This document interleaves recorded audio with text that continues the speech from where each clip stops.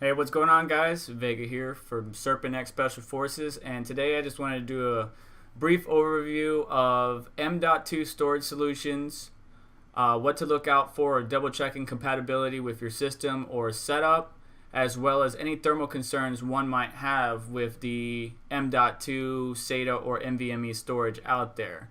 Now, of course, at this current technology, NVMe or non-volatile memory express is more popular and performs better than ACHI. Now, I will have linked in the description below a white paper from sata-io.org if you want to dive a little bit deeper into the specifications and compare and contrast the two. But I want to primarily talk to you to prepare or give you a couple pointers on it. Now, mSATA was the original product that I believe came out for additional storage methods besides SATA. Then we grew on to use PCIe M.2 slots, but there's two type of keys. There was B and M. As the current trends progress, I see M kind of taking the forefront or taking over the lead from the B keys, but there are devices or M.2 solutions available that support both. Now here on the screen you can see that there are 6 contact pins for the B key, and usually the slit or slot opening is on the right depending on how you're holding the M.2 slot or the storage solution. And then for M key there's 5 pins, then there's a slit, and then the rest of the contacts, gold contacts, continue. Now, as I said, and you see here in the bottom, B and M key edge connector, it's compatible with both, so it can connect either way, and it's kind of like a memory module, right? So if you have an M key and you go to plug it into a B key M.2 slot, it's not going to work, right? So the slit's not going to be on the right side, and you can't just flip it over. It just won't work that way. So it can only go in one way. And you want to double check specifications, but normally a key that or a M.2 drive that has a B and an M key is usually going to be running on SATA 3. And you can see here in this diagram or information, PCIe NVMe SSD is usually M, and then PCIe ACHI SSD is usually going to be M as well. But to throw a curveball at you, Western Digital, as you can see, has a B and an M key, and it's actually labeled on the edge there so you can see it.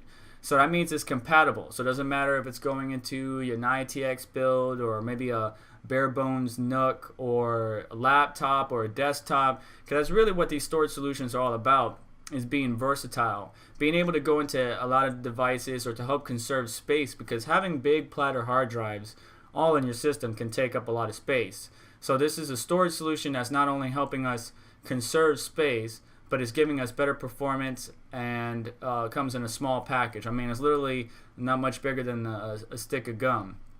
Now, the counter argument to that is, even though it's M.2, you're getting SATA SSD performance. So it runs off the SATA 3, and if we look at the sequential reads, we're going to get around, I think SATA's limit is 600 megabytes per second, but rarely do you see an SSD drive, whether it's connected to SATA or M.2 slot, you rarely see them get close to 600. It's usually going to be anywhere between 500 megabytes to like 580 is the max I've seen.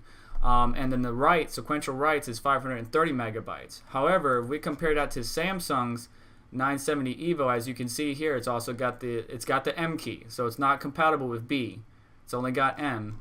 But the sequential reads is 3,400 megabytes compared to 560, and then the sequential writes is 2,300 megabytes compared to the 530. So making sure that your motherboard or your device has the capability of accepting M.2 storage solution, you just check the key, make sure that it's an M or it's a B, and then you get the right drive according to your specifications. Now, you're not going to see too much of a performance increase going from NVMe or going from SSD to NVMe. You will see a huge increase in going from a platter hard drive to an NVMe drive, or just a great increase from platter to SSD. But going from SSD to NVMe, you're not going to see too much, at least from a operating system standpoint. Boot times may be, very minuscule, 28-second boot time to 30 seconds on a SATA SSD. But certain applications do take advantage of NVMe storage, and that's where the benefits can come in. So if you really want to get the best, and especially since new drivers and firmware updates are coming out in the future or are being released, I see improvements continuing, but more than likely they will continue with newer M.2 storage solutions rather than pre-existing. But Samsung does let out some firmware updates every once in a while. I check their website. Matter of fact, I need to update my 960 Evos. The 970 I gave away to a friend because it is ever so slightly better than the 960 Evo, and I have two of them running in RAID 0. It's perfectly fine. Not great for redundancy, but it's perfectly fine in performance and everything. So moving forward, we want to check compatibility, make sure that the M.2 slot, whether it's an M key or B key, that's compatible with your storage solution, whether desktop or laptop. Make sure it fits. Once you make sure it fits on a desktop situation, not so much a laptop, but on a desktop situation, we're going to be faced with the newer motherboards and even some of the older ones on the mainstream platform. Not talking about Threadripper or X299, but on the mainstream, Z390, 370, AMD, Ryzen motherboards, stuff like that. We only have so many PCIe lanes that we can take advantage of. And as you can see here on ASRock's website, matter of fact, let me go ahead and pull it up in Paint. So if we use the first slot in the M.2 slot on the ASRock Z390 motherboard that I have, we see that it shares lanes with SATA 3.0 and SATA 3.1. So that means with that top slot, so top to bottom, 1, 2, 3, that top slot is going to disable SATA 3.0 and SATA 3.1. So right off the bat, these two slots I won't be able to use if I have the top M.2 populated. Moving further down, if M.2 is occupied, then I lose SATA 3. So this guy right here, automatically gone. Alright, and now my third one, M.2 SATA 3.4 and 3.5 are gone. Alright, so now that leaves me with 3 SATA ports that I can connect to. SATA 3A1 and A2 hot swappable ports, and then SATA 3.2 by itself. So I got 3 SATA ports that I can utilize if I use all my M.2 slots on my motherboard. So there's still room there for me to run, which I do. I have a 4 terabyte hard drive. I got a 850 Evo.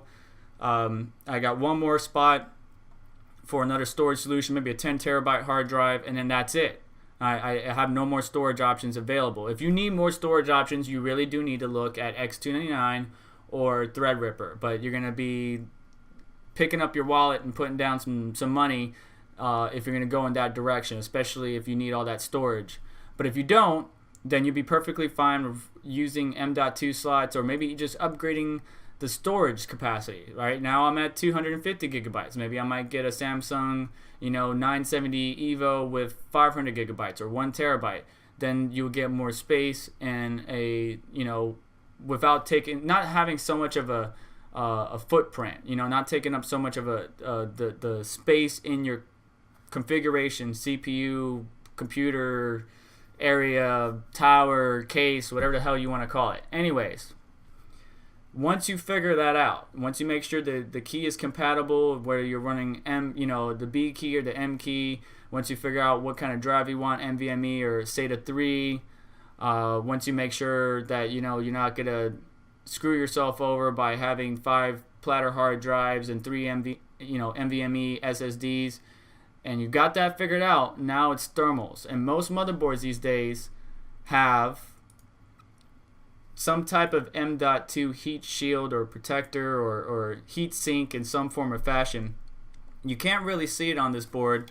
I don't know if you can or not, but down here at the bottom, here's the one and only M.2 heat shield. And of course they put it at the bottom, which cold air is at the bottom and hot air rises, so I don't know why they did that. But the top two slots don't have it, right? So the top two slots are kind of stuck. And guess what? Look at this middle one right here. This middle one is where one of my NVMe drives sit. The bottom one, here's another one. And the third one is using the Acorn, the Squirrel Acorn. So this one is sitting right above the GPU, unfortunately taking in hot air. I could swap the Acorn down here and move one of my NVMe M.2s up top, but that's neither the point. The problem is with this second one, with no heat shield or heat protector whatsoever, is right underneath the GPU. And as big as the GPUs are these days, I'm running into a problem. The GPU, the RTX 2080, the 1080 Ti, they're cards, 2.5, 2.75 inch slots, or not inch, but just 2.5 slots or 2.75. And because it's sitting right there next to the NVMe drive, you can see, and this is during like a gaming run. I was probably doing Windows updates or something else in the background because I wasn't able to replicate this, but I did hit thermal threshold of the NVMe storage, which is a problem. 82C. Now, it can operate past that, but you don't really want to push it. These things are, I think 90C is the time, like it'll start throttling itself in the 80s, but if you get past the 80s and start going into 90s, you're going to have a problem in general, and you don't want to run your NVMe storage that high. Now, luckily, like I said, I wasn't able to replicate this issue. Like it when I did another Battlefield gaming session, the average temperature was 75 versus 61. 61 is where the bottom slot is getting cooled and protected by the M.2 heatsink. Now, I will be doing a test in the future to compare and contrast whether that heatsink does anything, but not right now.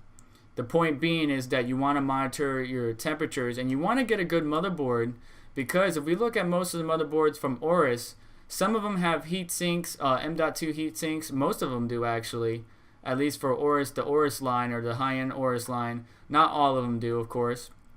MSI, most of them are covered, not all of them. So Godlike's got it. The Ace got the bottom slot just like ASRock. The Gaming Pro Carbon's got the bottom slot just like ASRock.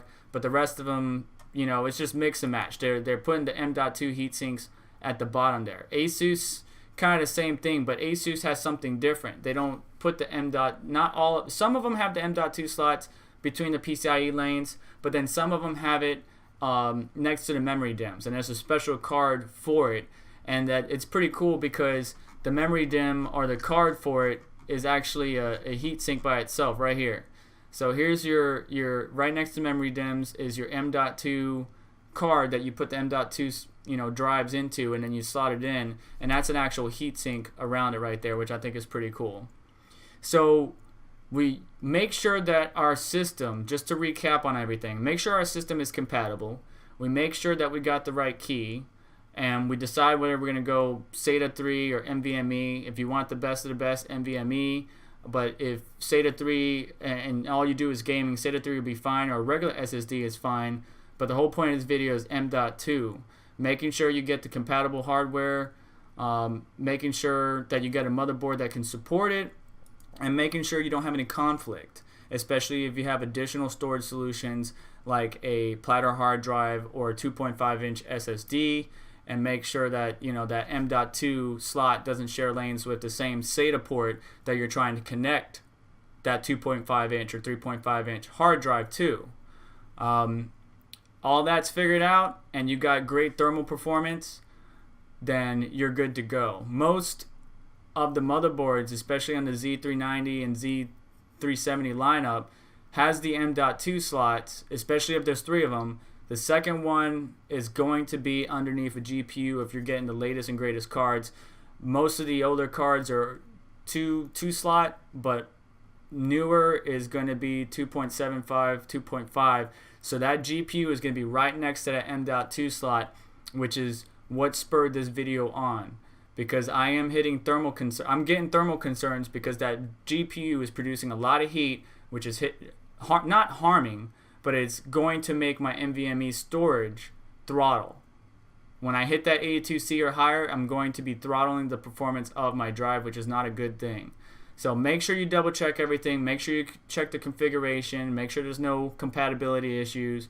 Make sure you're going to have proper airflow over those storage solutions, because those NVMe storage solutions do need airflow. If you can get a heatsink, there's third-party heatsinks out there. Make sure it fits.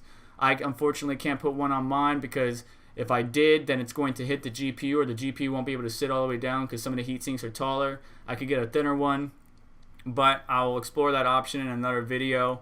And I will be doing some testing in the future about where the heatsink on the M.2 slot in the bottom of this board is actually doing something. So check back later for that.